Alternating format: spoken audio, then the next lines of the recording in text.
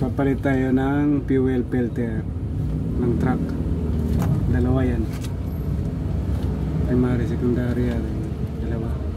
Dali, gagawin muna natin dito. Pisilin natin yan dito. May lock. Ganun din to, may lock. Tapos sabay pihit. Yan. Sandali lang magpalit.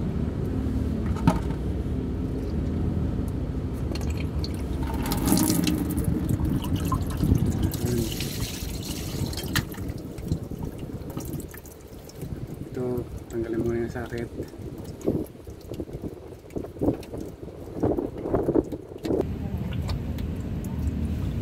Sobrang dumi. Natin tanggalin to. Ganon din. Hihit lang din.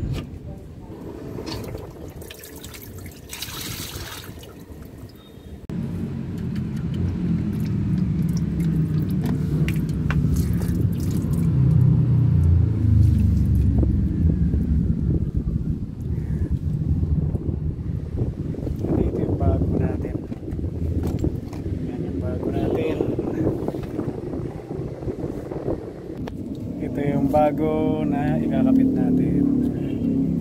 Sobrang dumi na to. May balahibo pa oh. Yan yung dumi. Kung walang filter, diretso to sa ano, common rail. Ano, daming duming nasala.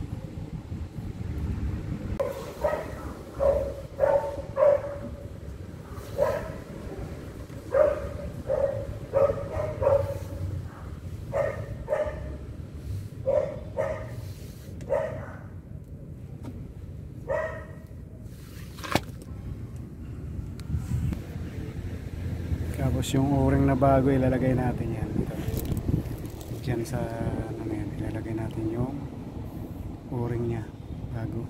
Ayan yung luma, tinanggal na natin. Ayan, nilagyan na natin ng laman para hindi na matagal mag-bleed bago ipasok yan.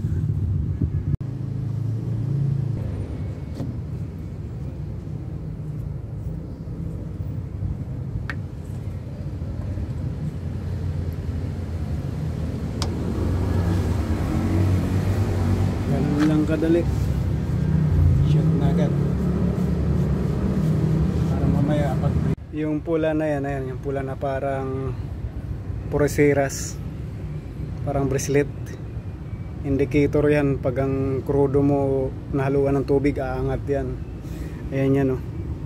Kaya laging nakalagay yan. Ito nilagyan na rin natin para pagdating dyan konti na lang ang bubumbahin natin mamaya.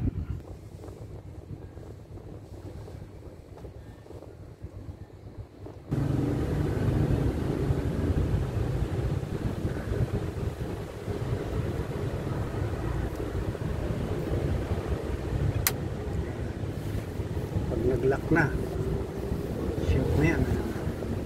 Ayan na yung ano natin, mamaya i-bleed na lang natin. Ay, ang feed pump nito, ito bubumbahin natin yan mamaya para yung hangin sigurado na mailabas.